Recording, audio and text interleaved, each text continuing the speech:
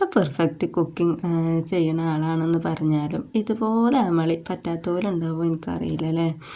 അപ്പം അതാ ഇതാണ് കേട്ടോ പരിപ്പ് വടൻ്റെ അവസ്ഥ. നല്ല കരിഞ്ഞ് പുറ്റായിട്ടുണ്ട്. ഏതായാലും നമുക്ക് നമ്മുടെ തട്ടിക്കൂട്ട് പരിപ്പ് വട ഒന്ന് കണ്ടു നോക്കാം കേട്ടോ. അപ്പോൾ welcome back to my channel. നിങ്ങളെൻ്റെ വീഡിയോ കാണുന്നത് ആദ്യമായിട്ടാണെങ്കിലൊന്ന് ചാനൽ സബ്സ്ക്രൈബ് ചെയ്ത് സപ്പോർട്ട് ചെയ്യണേ പ്ലീസ്. പിന്നെ നിങ്ങളുടെ അഭിപ്രായം കമൻറ്റ് ചെയ്യാൻ മറക്കരുത് കേട്ടോ. അതുപോലെ ഷെയർ ചെയ്യാനും ലൈക്ക് ചെയ്യാനും ഒക്കെ മറക്കരുത്. അപ്പോൾ അതാ നമ്മുടെ പരിപ്പൊക്കെ കഴുകി കുതിർത്ത് വെച്ചിരുന്നു ഉച്ചക്ക്. അത് ഞാൻ ഈവനിങ്ങിനാണ് കേട്ടോ റെഡിയാക്കണത് നമ്മളെ വട. അപ്പോൾ അതൊക്കെ മിക്സിയിലൊക്കെ ഒന്ന് അരച്ചെടുക്കണുണ്ട്.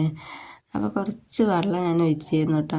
മിക്സി കുറച്ച് ബ്ലേഡിന് മൂർച്ചം കമ്മിയുണ്ട്. അപ്പോൾ അങ്ങനെ അതൊന്ന് അരയാൻ വേണ്ടിയിട്ട് വെള്ളം ഒഴിച്ചിരുന്നു. അപ്പോൾ വെള്ളം എറിയും ചെയ്തു.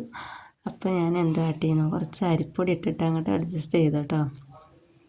പിന്നെ മാത്രമല്ല കായംപൊടി ഒന്നുമില്ല കേട്ടോ പരിപ്പ് വടക്ക് ആവശ്യമുള്ള കായംപൊടിയൊക്കെ കഴിഞ്ഞിട്ടുണ്ട്. അപ്പോൾ ഉള്ളതൊക്കെ തട്ടിക്കൂട്ടിങ്ങാണ്ട് ഇങ്ങോട്ട് ഒപ്പിച്ചതാണ്. കറിവേപ്പിലയും മല്ലിച്ചപ്പൊക്കെ ഉണ്ടാവുകൊണ്ട് അതങ്ങനെ എടുത്തിട്ടുണ്ട്. പിന്നെ കുറച്ച് മുളക് പൊടി അങ്ങനെ കുറച്ച് മസാലകൾ മാത്രമാണ് ചേർത്തിട്ടുള്ളത് കേട്ടോ. അങ്ങനെ അത് ഞാൻ കുഴച്ചെടുത്തിട്ട് ഉരുളകളാക്കി മാറ്റിയെടുക്കണുണ്ടേ. നിങ്ങൾക്കും ഇങ്ങനെയൊക്കെ ഇതുപോലത്തെ കഴിപ്പിയൊക്കെ പറ്റലുണ്ടെങ്കിൽ ഒന്ന് കമൻറ്റ് ചെയ്ത് അറിയിക്കണം കേട്ടോ. പിന്നെ അപ്പോൾ പിന്നെന്താണെന്നോ, എണ്ണയിൽ മുക്കി പൊരിച്ചതായ കുട്ടികൾക്ക് അതായാൽ മതി. പിന്നെ ടേസ്റ്റ് ഉണ്ടെങ്കിലും ശരിയില്ലെങ്കിൽ ശരിപോലെ അങ്ങ് കഴിച്ചോളും. പക്ഷെ ഇത് ടേസ്റ്റിനൊന്നൊരു കുഴപ്പമില്ലായിരുന്നു കേട്ടോ. അടിപൊളി ടേസ്റ്റ് തന്നെയായിരുന്നു. അപ്പോൾ അതൊക്കെ ഉരുളകളാക്കി മാറ്റി വെച്ചിട്ടുണ്ട്. ഇനി നമുക്കത് ചട്ടിയൊക്കെ അടുപ്പത്ത് വെച്ച് എണ്ണയൊക്കെ ചൂടാക്കി അതിൽ നല്ലപോലെ ഒന്ന് ഫ്രൈ ചെയ്തെടുക്കാം കേട്ടോ.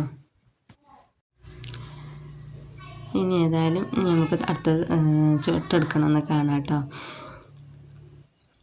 ഇതുപോലെ കയ്യിൽ ഇങ്ങനെ അമർത്തി എടുത്തിട്ടുണ്ട് കേട്ടോ ഈ ബോൾസൊക്കെ. എന്നിട്ട് നല്ല ചൂടായ എണ്ണയിലിട്ടിങ്ങോട്ട് നമുക്കത് ഫ്രൈ ചെയ്ത് കോരിയെടുക്കാം കേട്ടോ. ഞാനിങ്ങനെ ഇതുപോലെ ചട്ടിയിലിട്ടുകൊണ്ട് എന്തിനോ തിരിഞ്ഞതാണ്. മറവിൻ്റെ അസുഖം നല്ല പോലെ ഉണ്ട് കേട്ടോ.